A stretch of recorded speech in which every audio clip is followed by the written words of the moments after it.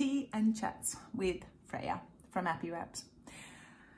I would like to tell you a little bit about our product, about the decisions that I've made about what is in the product specifically. So I'm going to start with the basics, which are organic cotton, beeswax, coconut oil, organic coconut oil, and pine gum rosin. So the cotton that we use, the cotton itself is GOTS certified organic. So GOTS is the highest level of organic certification in the world. And this certifies that it's organically grown cotton. It is also organically processed, so it doesn't release chemicals into waterways. It uses harm minimization. So there's a list of ingredients that are allowed to be used in the preparing of the cotton greige, in the weaving it into fabric textile, in printing it, in all the finishings and coatings and things that are on the fabric as well. And so over the years, we've made mistakes and corrected them and learned more about actually what is going on in that preparation process. And I've worked very closely with our textile agent to make sure that whatever's going on our textiles is like what we want on our food. Because what happened in the early years, we had one of our first batches of fabric. We were sourcing from India and we were sourcing from South Korea, and we were, different suppliers working with different people, but they're all using this GOTS certification. And from an arm's length, there's only so much information you really have or have access to. And I was really fortunate to work with this agent who has been in the textile industry for a very long time and speaks Korean, and was able to, be my eyes and ears on the ground there. And he really took on our case, got a lot of information that wouldn't have normally been accessible for a buyer of textiles. And through that process, we discovered that finishing agents were being used that we didn't really want or need, or got certified. They were certified, they were all organic and passing the test on that front, but I didn't want that to be on my food or on my customers' food either. And so this whole process of like discovery, if you go to Spotlight and you buy fabric from Spotlight, they sometimes have an organic range. It is not necessarily got certified organic, and it's possible to get organic certification in other ways that is not actually as thorough as GOTS. Because GOTS also covers no child labor, no coercion of employment, which is another way that the textile industry is guilty of really abusing workers' rights, where they have housing and other kind of, like, if you work for us, you have to, part of your wages is going towards housing, that you have to live in our staff quarters and eat our staff meals, and therefore at the end of the day you take home this pittance. And if you do not want to live in the housing and you do not want to eat the food that we're providing, then you basically only get the pittance and that's it.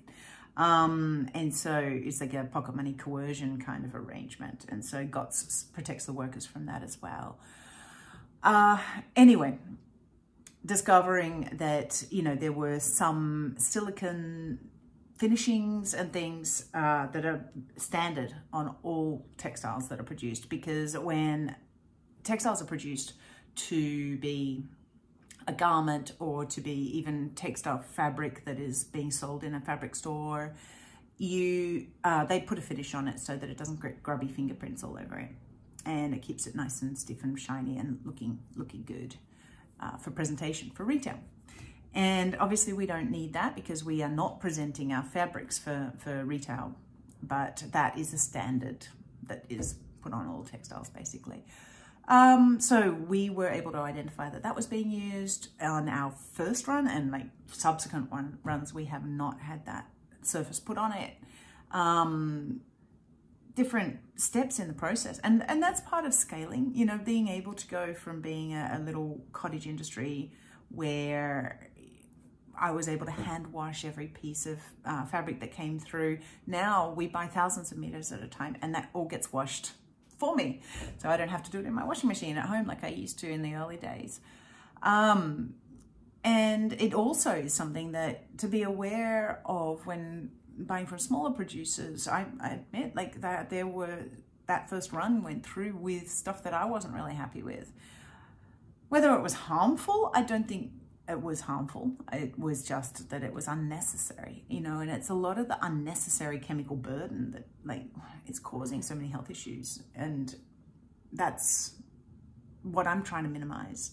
Trying to minimize soft plastics touching our food, trying to minimize the amount of chemical contamination in fatty foods, things like that. It's, at the end of the day, we can't eradicate it, but we can minimize it.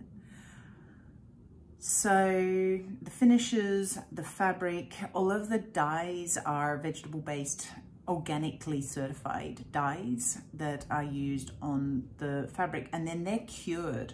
And so that's a heat process. It's a heat process that seals them in, not a chemical process that seals them in. And that's part of the GOTS certifications as well. And then our process, so the wax coating goes on that fabric after that. And the beeswax itself, I buy almost exclusively. I say almost because I did once need to purchase beeswax from another supplier.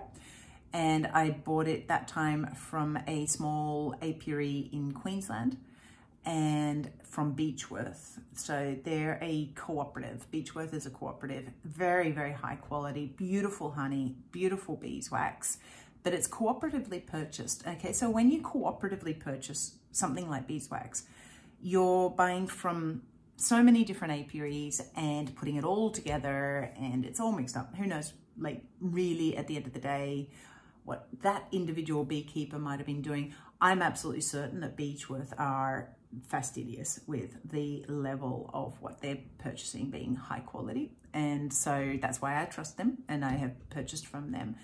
But because of the fact that they're cooperative, that means that I don't have that much kind of opportunity to quiz those beekeepers about whether they're using antibiotics, whether they're using sprays and different techniques in their beekeeping that I ethically feel conflicted about.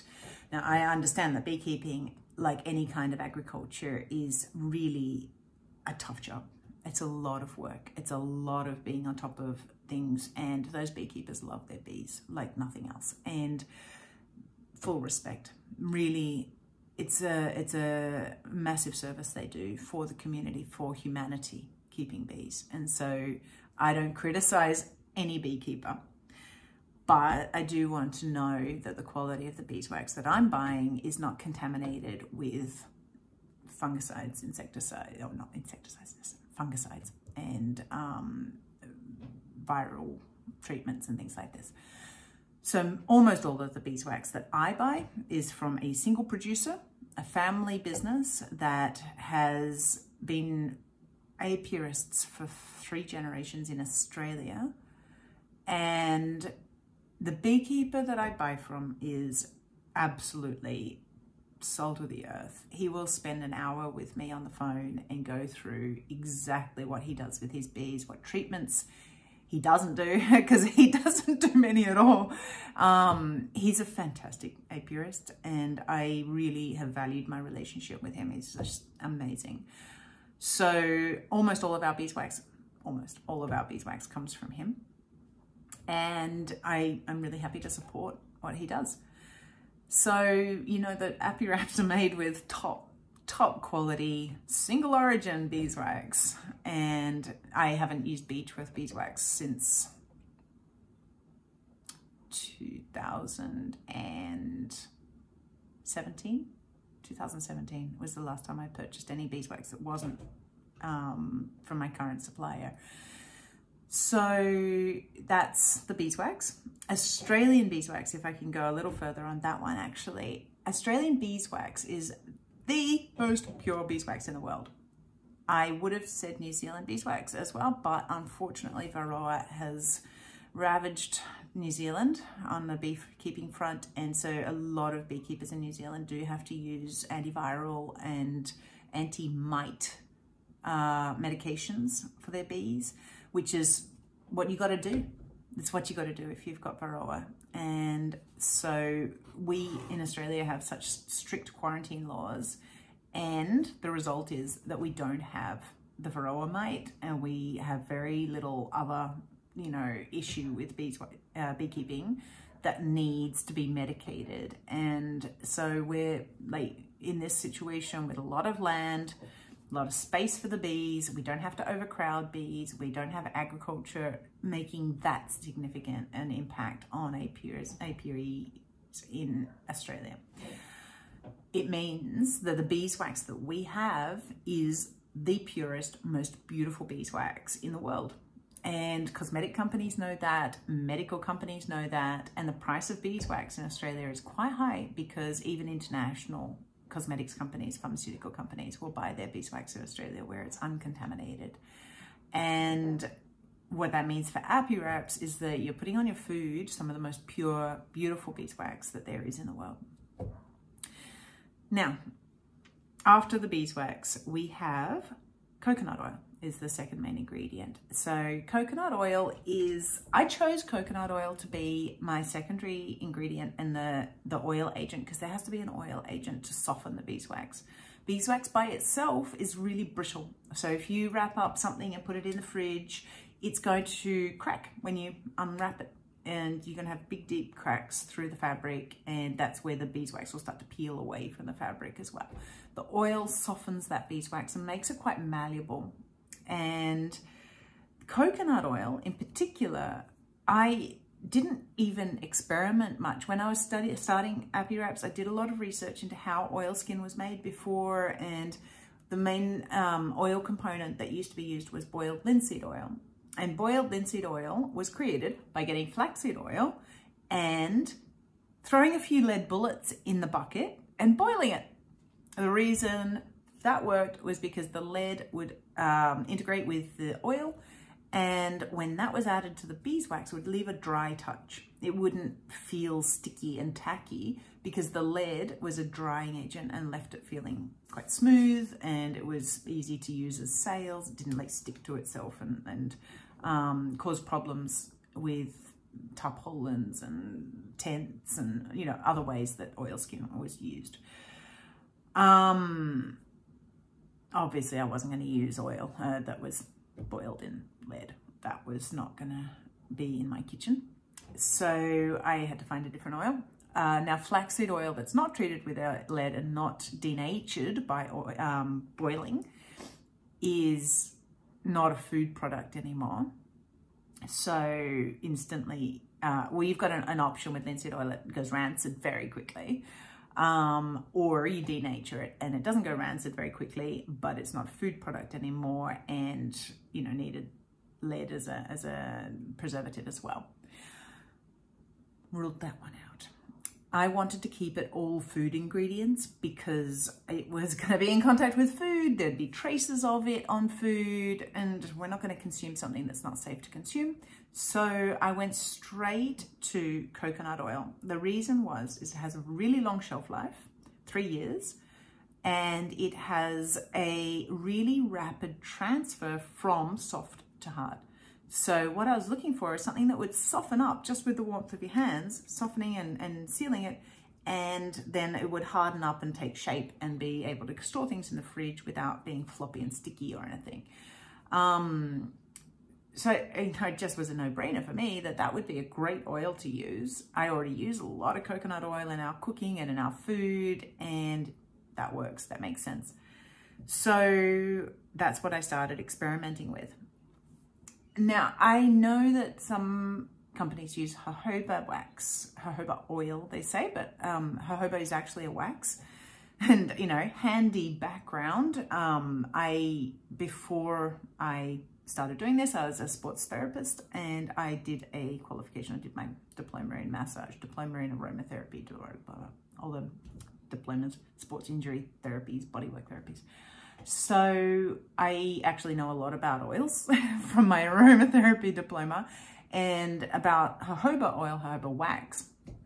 Anyway, it's very safe. It's very fine to be on your food. It is a wax though, it's not an oil. And it doesn't have that transfer from soft to hard. So it does have a little bit of a plasticizing effect. If you've used other brands' beeswax wraps that don't have coconut oil in them, you'll notice that they just don't really seal that easily. You got to really try and warm the wax up, because you're only warming the wax, you're not warming the oil. And they'll basically have a fairly consistent softness when they're cold or when they're not cold. It's all the beeswax transferring from being cold to hard, not the oil component necessarily. So I think that coconut oil is superior to jojoba for everyday use. That for when you're using it, it seals better and faster and more efficiently, and it lasts really, really well. So that's the oil component. I buy coconut oil. It's not possible to source Australian coconut oil. We just don't have the coconut industry in Australia. It's not tropical enough, and it's very manual. Coconut production is very manual, and so the labor cost in Australia would make it prohibitive if even we had coconut groves and such. So I source from Sri Lanka. Sri Lanka has some of the best organic coconut oil in the world, and they make large quantities of that, so it's affordable, and I can get it very fresh and very easily by through our importer who supplies us. So they're an Australian business. They import barrels and barrels of coconut oil from Sri Lanka, and they make it into smaller amounts. I buy it by the 44 gallon drum if we're making a lot at once, or by buckets from them as well. And it's always really fresh, beautiful quality coconut oil that has been a really, really great product to work with. The next ingredient is the pine gum rosin. Pine gum rosin is it's a natural gum rosin. Okay, so the way that they get pine gum rosin is they go into established forests that are used for several purposes, not just for pine gum production. They tap the trees, so they get the sap from the trees coming out, and they are able to distill that using heat to get the turpentines out of the sap. Turpentines are naturally occurring toxic chemicals, so they evaporate really efficiently, and if you use terps, you know what that's like. You don't want that on your food. But once it's separated from the gum, it actually is, the gum is very versatile, very gentle kind of material is the word I'm looking for. And we use a small amount of it, not a large amount of it. There is some toxicity related to it, but this would be limited to people who already have a sensitivity to pine. So, there are people, if you're one of them, I'm terribly sorry, Apiwraps probably aren't the right thing for you, where even having pine needles near them is enough to cause hives. It's enough to cause breathing issues. And so that's something, at the end of the day, Apiwraps are made from allergenic substances. They're made, if you have a propolis allergy and you can't handle beeswax or bee products because of your propolis allergy, Apiwraps aren't the right thing for you. Go for a vegan wrap, or you just use glass. I mean, it's what it's there for. Coconut allergies are out there, and yeah, anyone who has a coconut allergy, terribly sorry. Apiwraps are coconut oil, and it's not going to be good for you. And pine allergy as well is a sensitivity that I can't avoid with using pine gum. Pine gum is absolutely essential for the malleability of the wax. Okay, that's what stops it cracking. The oil is for the softness to hardness transfer, and the gum makes the beeswax nice and malleable. So we just use a little bit of that. It's a little bit just to soften that movement in the beeswax. There are recipes out there, and actually very early on, there were recipes out there that were calling for 3 or 4 times more of the gum rosin than I use. And that results in beeswax wraps that are really stiff. And, I think that there's been an idea out there that the pine gum is what makes them stick. It's not, it's the coconut oil. And so people kind of add more to make it more sticky. And I think the reason that fallacy has had any weight to it is because gymnasts and tennis players and people who need grip use gunpowder to get more grip. Doesn't work like that when it's with the beeswax though. It works with the beeswax to make it more malleable and to make it more, it's a plasticizing agent, not plastic. Doesn't make it plastic. Oil, plastic is a different thing. Plasticizing, the adjective, is or a verb, but to make it plastic, which is an adjective, is to make it more malleable, to make it movable, to make it moldable. Okay, so that's what we use the gum rosin for, in small amounts, in a fraction of the amount than some of the recipes for making it yourself are out there. So is that all the ingredients? That is all the ingredients. I'm going to make a separate video because this has gone on for way too long. I am sorry to my team who will have to go through this and edit it and or post it. That's a lot of information to have downloaded. Oh, and I should say where the gum rosin is from. It is from the highlands in northern Vietnam, and that's been the best source of it that I've been able to find. And I am still looking, and if I can find a better source, I will. As my research has indicated that northern Vietnam is very clean. It's like as clean as an Asian country can be, and no, like, sweat on Asian countries. I lived in Thailand for a year, and I know more than a year, on and off for a lot of time. And I know that there are parts of Asia that is absolutely pristine and amazing. And I suspect that northern Vietnam's one of them. But, there are different regulations, and it's not the same as an area that we would call pristine in Australia.